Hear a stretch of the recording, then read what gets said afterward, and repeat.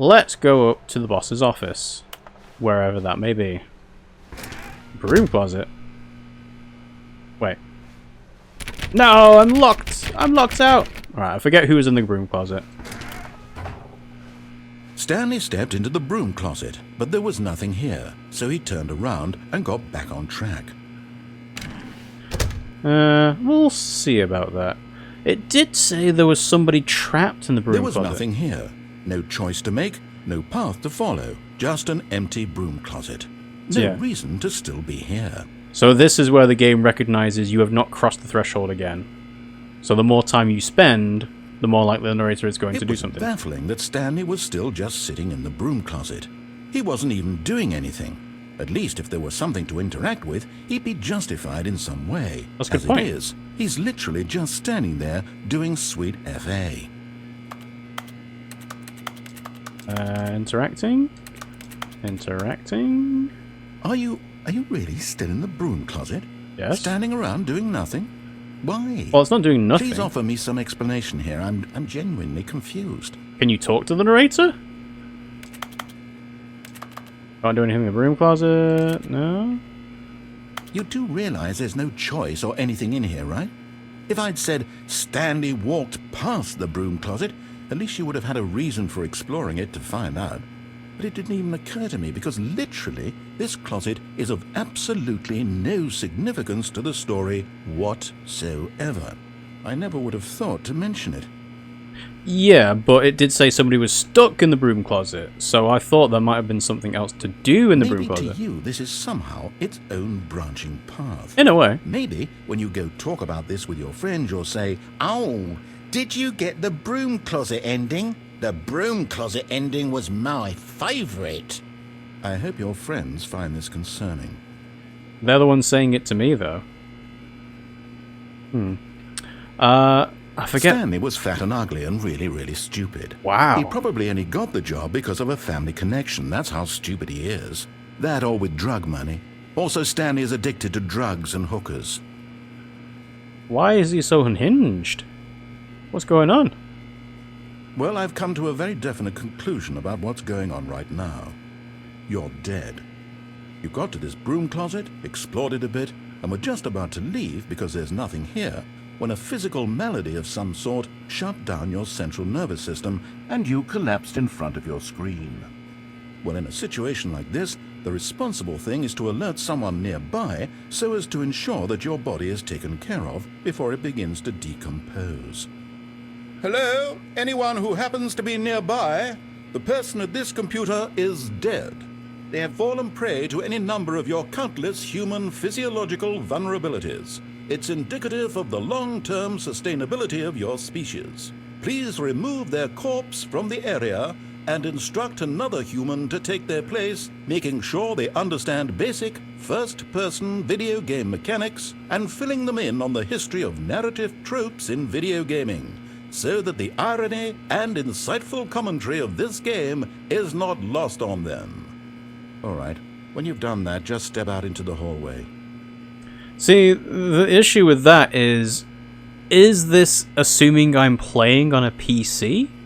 Or is it something else? I don't know. Damn, he's roasting you. I mean, there was not really any need for that, though. Was there? Like, fat, stupid, ugly, addicted to drugs. It's like, whoa, what's going on? But yeah, so that thing there, so it's obviously the meta-narrative of the person playing the game is no longer playing the game. But is that supposed to be Stanley has died and is in the broom closet and is not able to get out? Because, again, there was a thing that said that somebody was stuck in the broom closet, which is why to do that, okay? If there are other people in this game, I'm actually going to be a little unsettled by that, because I'm not expecting there to be anybody in this game. There might be people in cutscenes, like we saw with Stanley to begin with, but if there's an actual NPC roaming around, I'm like, oh, that's, not what I am expecting, but we'll see. It does seem like there's nothing else to do here, though, so let's go. Ah, second player. It's good to have you on board. I guarantee you can't do any worse than the person who came before you. I mean, that's not true. The second player could just have stopped entirely. Alright, Coming to a staircase, Stanley walked upstairs to his boss's office. yeah, so this game obviously has branching paths. We went left to go through the first door. Now there's another branching path here. So I like the fact that the game is giving very obvious signals where the branches are. Another person in the game would be unsettling. I know, right? I mean, it's partially like the smoothness of the game, but also just the whole point is that the place is empty. So, you know. Well, let's go this way. Executive bathroom. He won't notice, right? Oh, that was a bit of a strange one. Because the boss knows that the boss says goes. If the boss suffered losses, then that's what the boss chose. Okay. Well, fair enough. Extreme bathrooms. Time magazine. Some paintings. Yeah, no mirrors. Because otherwise it'd be very disconcerting to see Stanley's face. I don't even know what Stanley's face is supposed to look like. I think it's like... Again, because I think this is vaguely related to Half-Life, it might be that Stanley's model is based off of the G-Man, and he has a very unsettling face. So... I think it's like you're invisible to them, maybe. How can you be invisible to them, though? Because you have a certain... Like, you physically interact, and you're not a ghost, right? Close that. Okay. Hello? Secretary? No? Alright, let's see. Don't think I can climb the desk, can I? No. That's the other thing. Because there is no jump button, it feels like there is not really a way to escape anything. There's this weird, like, approximation of climbing things, which is not great. And then the game has accessibility options to take away precision platforming, which can only be moving around and falling off. Huh. Can't really see through. I guess a locked door is a locked door. Stepping into his manager's office, Stanley was once again stunned to discover not an indication of any human life. Shocked, unraveled, Stanley wondered in disbelief who orchestrated this. What dark secret was being held from him? What he could not have known was that the keypad behind the boss's desk guarded the terrible truth that his boss had been keeping from him. And so the boss had assigned it an extra secret PIN number. 2845. But of course, Stanley couldn't possibly have known this. Yeah, I mean, it's debatable whether stepping into a manager's office you expected there to be human life in there, because, you know, the obvious thing, right, of managers. Stanley just sat around twiddling his thumbs. Yeah. Trying to input anything on the device was useless, since he could never possibly know that the combination was 2845. Yes, I get it, Atreus. This is how to solve the puzzle. Well, at least this has a point to it. So. 2845. Yes, I know. So we've got an ashtray, we've got some expensive alcohol. That should be more high resolution. Yeah, this game is not, like, massively graphically intensive. But it turns out that the panel's emergency override kicked in, and the door just opened all by itself. Oh. And Stanley got the hell along with the story. Well, whoop-de-doo. Okay. Well then. Yeah, I guess you can't... Ooh. The reticle changed. But I can't do anything with the keypad anymore. So, the game can sort of hurry you along a little bit. I can't play the piano. Alright, what's going on? Got a generator. What is going on in this organization? Okay. Alright. Yeah. The first time I booted this game up, it did say about setting brightness levels. I'm kind of regretting not making it a little bit brighter. But hey ho. Down we go.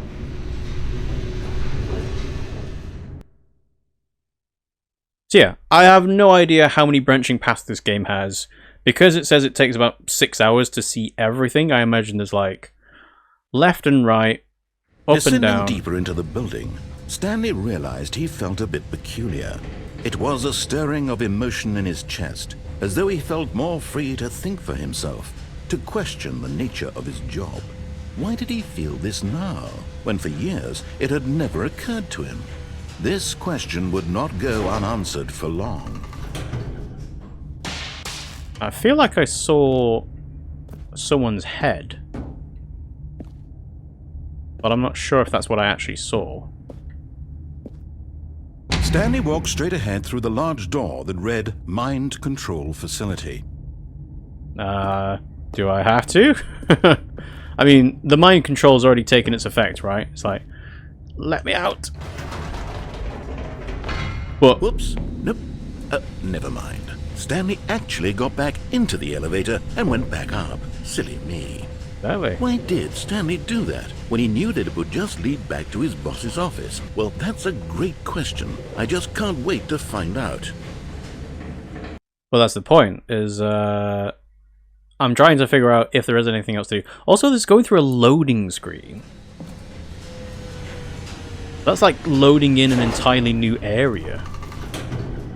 Well, the narrator's consistent. Here we are, Stanley. It's your boss's office. Exactly the way it was before you got onto the elevator. It's still just exactly what it is. What a decision you've made to come up here and look at the office again.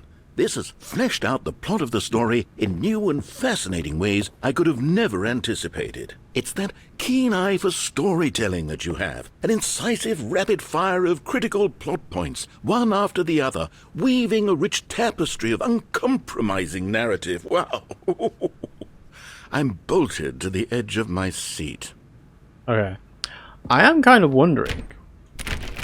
This is locked. So I was wondering whether going through the door on the right would have made the ending of the game happen earlier. It's possible. So can I interact with this now? It's a bit brighter. 2, 8, 4, 5. There might be a different keypad thing to put in. There is a certain code, and I forget what the code actually is, but it's like 4, 5, 7, 1, or something along those lines. It's like, this is a 4-digit code that gets used in a lot of places, like Deus Ex and Bioshock and, you know, lots of games that all took inspiration from the same kind of game. They call them immersive sims, and I take that to be, it's a first-person game that you can interact with the environment. Incredible. Now he's getting back into the elevator and going down again. Ladies and gentlemen, how does he keep coming up with all of this? And then the obvious thing to test next is, well, how many times can you go up and down? How many lines does the narrator actually have for dialogue?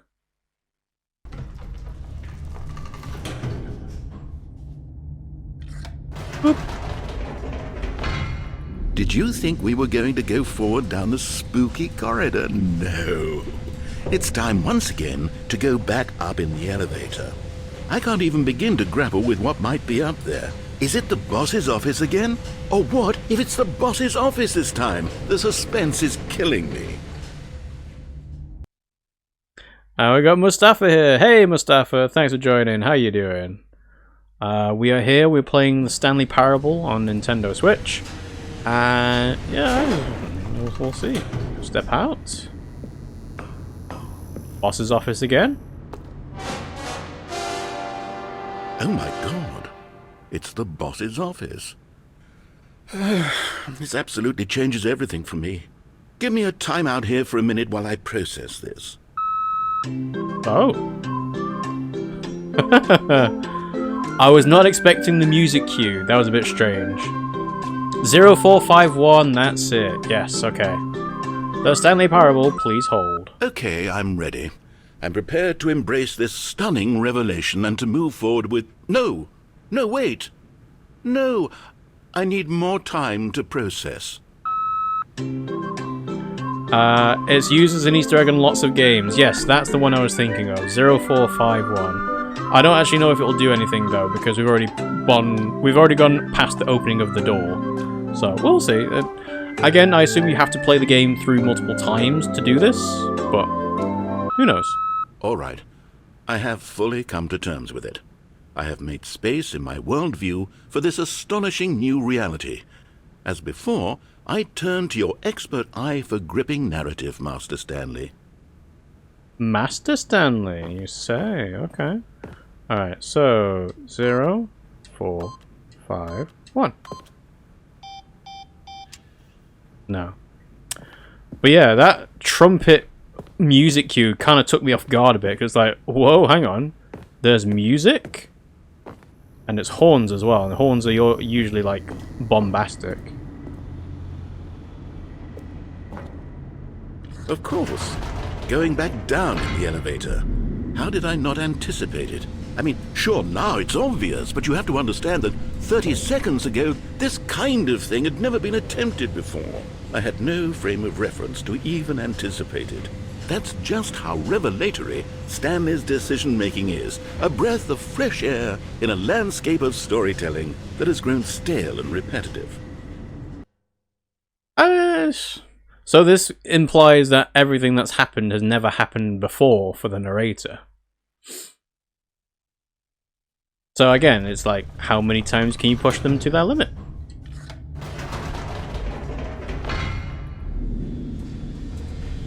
No, nothing.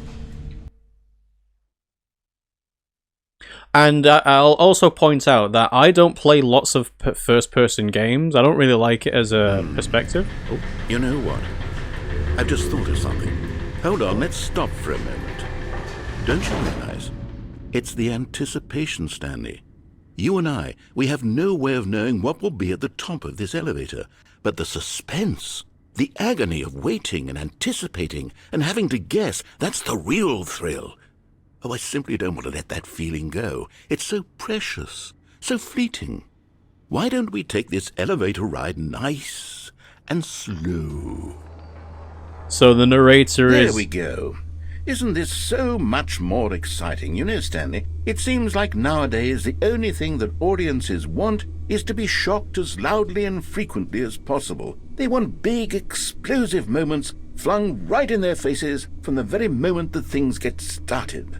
But where's the tension? Where's the trust in the audience to build a slow and nuanced appreciation for the story, the characters?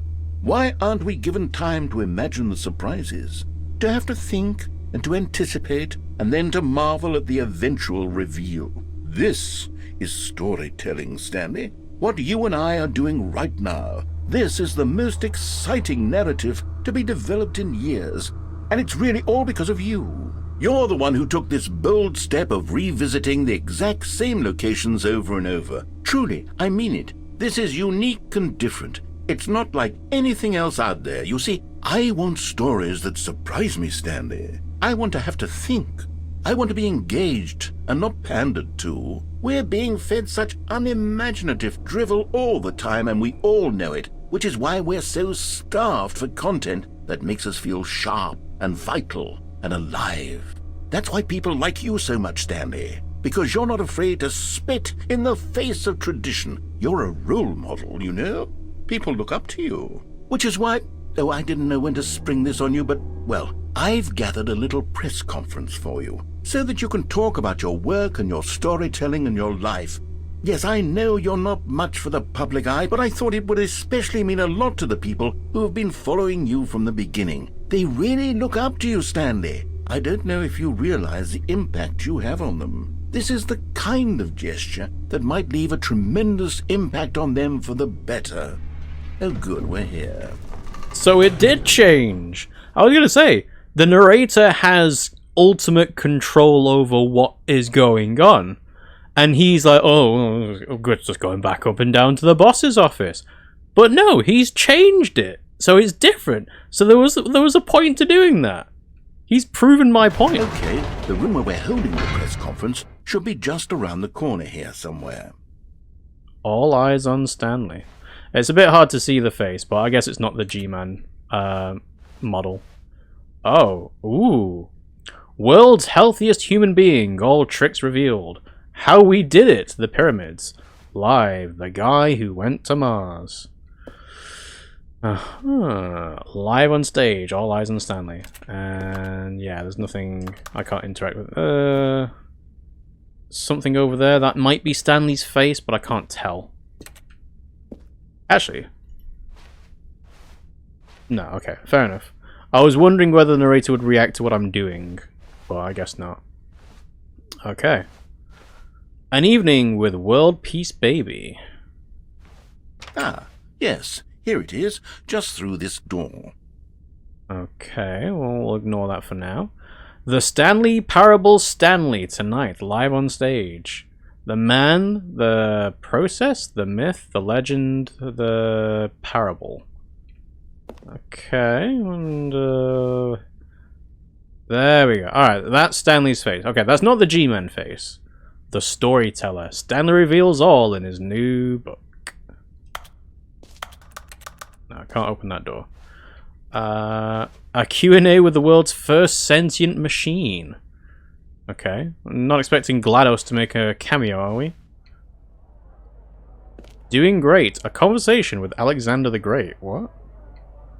What's that supposed to mean? All right, are you ready? I've told them you're going to speak a little bit about the nature of surprise in storytelling and what it means to craft a truly unpredictable narrative. Oh, don't worry. You'll do great. Just be yourself and speak from the heart. I'm really proud of you, Stanley. Okay, it looks like they're ready for you. Go get them. So... Damn it, I was going to try and go back down the lift. Oh well. To stage, welcome Stanley. Stanley Ryder. Almonds, chair, gum, table, nut bar. The mystery of storytelling, you say? Oh, hang on. Ah. Do we even have to do the interview? An audience with the dude who came up with pizza. Guy went to Mars. The Lord. Meet and greet. Meet and greet. Yeah, we'll send you to meet the Lord. No worries. National Geographic. And Indoors Monthly. Okay. Yeah. Hello. Congratulations, Stanley. Remember where you came from. Your co-workers. Yes, not Jim and not friends. Co-workers. Alright. Up again, down again. The Stanley story. 427's got his briefcase. Alright, can I... I need to... I want to climb the desk to read the notes. Story. Stanley, me, and you. Okay. I want to zoom in on the text. Break a leg, champ. Your boss. Thanks for showing me that cool skateboard trick in the parking lot. You are too cool. Good luck on stage. Rock on. I love the way you ride elevators. Break a leg. Again. Okay. Seems a bit strange to have the same note written twice. And I can't read those. The lighting's too difficult. Oh. No? Can't do an Andrew Ryan? Alright, well, fine. Okay. What's this? Oh yeah, this is book again. Alright, I guess this is the way to actually go. What I was saying before is that I don't play many first-person perspective games. I am quite easily creeped out by horror stuff. Oh, hello. Yeah, there's so many people. The faceless masses. The 2D JPEGs.